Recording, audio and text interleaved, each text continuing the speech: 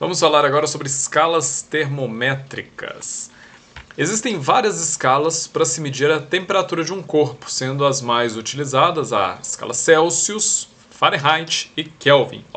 Tem que saber escrever aqui, Fahrenheit.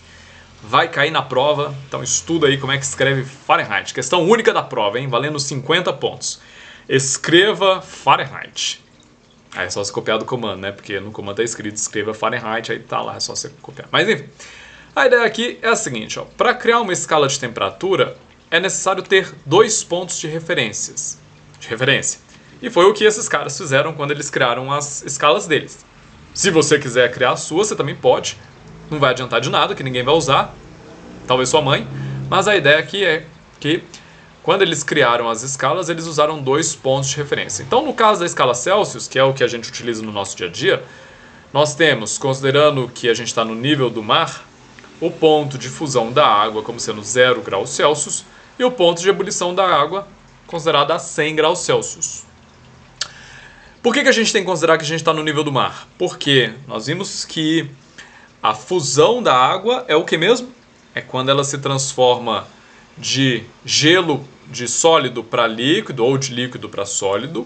E a ebulição é quando ela vai de líquido para gasoso ou de gasoso para líquido.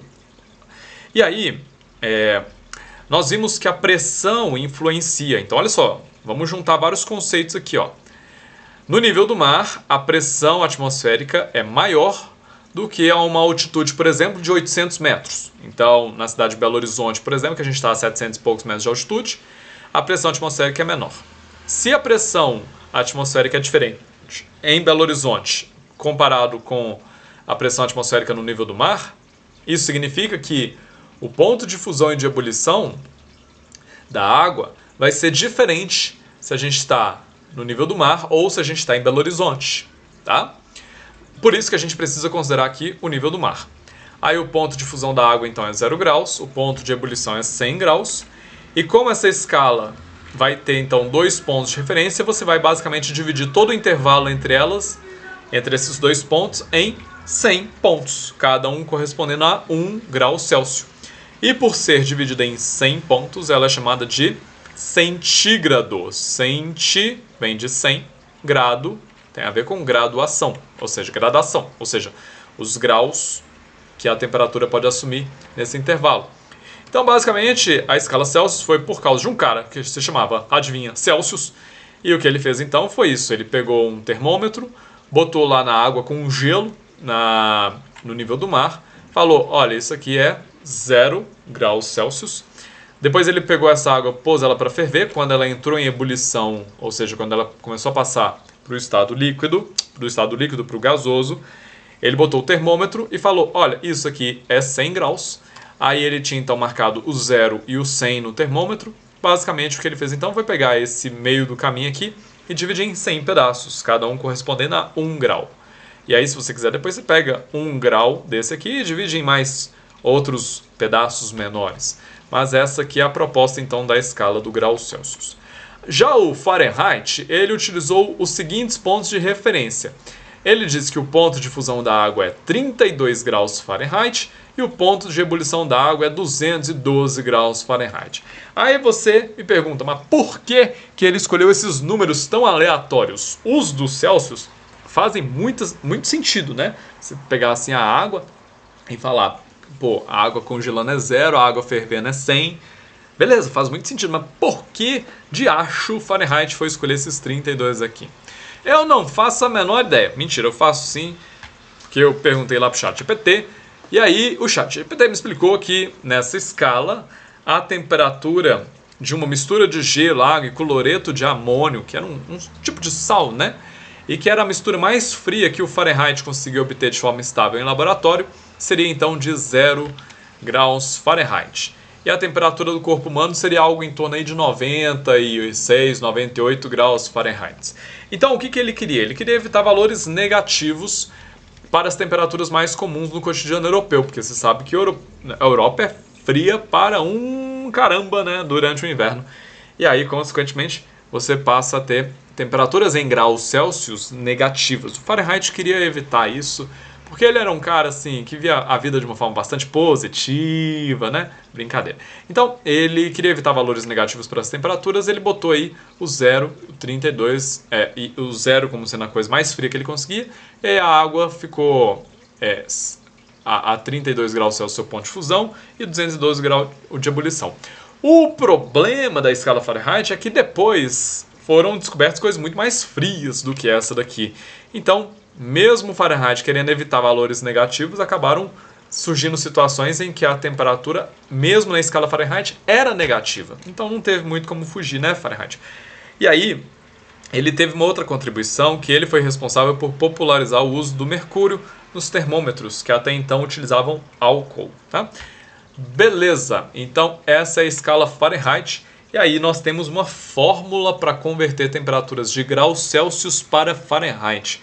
Basicamente a ideia aqui é a seguinte: se você tiver um termômetro em escala Celsius, você tem aqui o 0, que é o ponto de fusão da água, quando ela muda de sólido para líquido, e o ponto de ebulição, que é quando ela muda de líquido para gasoso, e as temperaturas são 0 e 100 por definição. Já na escala Fahrenheit, se você tiver aqui um outro termômetro Fahrenheit, essas mesmas temperaturas são 32 e 212. Então o que você pode fazer é uma regra de 3 para converter. Por exemplo, se eu tiver uma temperatura aqui de 38 graus Celsius, que seria a temperatura aí de uma pessoa com ligeiramente um pouquinho de febre, né? 38 graus Celsius. Qual que seria essa temperatura em graus Fahrenheit? Você pode fazer uma regra de 3, ou então você usa essas fórmulas que são basicamente a regra de 3 aplicada. Ou seja, se você quer obter a temperatura em graus Celsius a partir da temperatura em Fahrenheit, o que você faz? Você vai pegar a temperatura em Fahrenheit, subtrair 32 e multiplicar por 5 nonos. E eu te convido a fazer isso com o 32 e o 212. Se você pegar o 32, jogar nessa fórmula e calcular, você tem que obter o 0, que é a mesma temperatura em Celsius. E se você fizer isso com 212, joga aqui 212 e faz essa conta, você tem que obter os 100 graus Celsius. Agora, se você quiser o caminho contrário, ou seja, você tem a temperatura em Celsius e quer mudar para Fahrenheit, você usa essa outra fórmula aqui. Você pega a temperatura em graus Celsius, multiplica por 9, divide por 5 e no resultado você soma 32. Aí você vai obter a temperatura em Fahrenheit.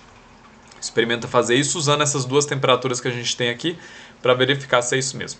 Agora, repara aqui um cuidado, hein? Nessa fórmula, primeiro você pega a temperatura Fahrenheit, subtrai 32 e depois multiplica por 5 e divide por 9. Aqui você multiplica por 9 e divide por 5 primeiro e depois é que você soma o 32. A ordem aqui é super importante, tá? Agora, a gente tem ainda a escala Kelvin. E qual que é a diferença da escala Kelvin? Ela é muito parecida com a Celsius, só que a escala Kelvin considera um zero absoluto. Uma temperatura na qual haveria total ausência de movimentação das partículas. Basicamente a ideia é, se você pegar um copo com água, você vai ver as moléculas de água em movimento, elas possuem uma certa agitação em movimento, e quanto maior a temperatura, você já sabe, maior é a movimentação dessas moléculas. E se você for reduzindo a temperatura? O que vai acontecer é que a agitação e o movimento dessas moléculas vai reduzindo cada vez mais. Se você for reduzindo a temperatura, reduzindo a temperatura, reduzindo a temperatura, o que vai acontecer com o movimento dessas moléculas? Vai reduzindo, reduzindo, reduzindo.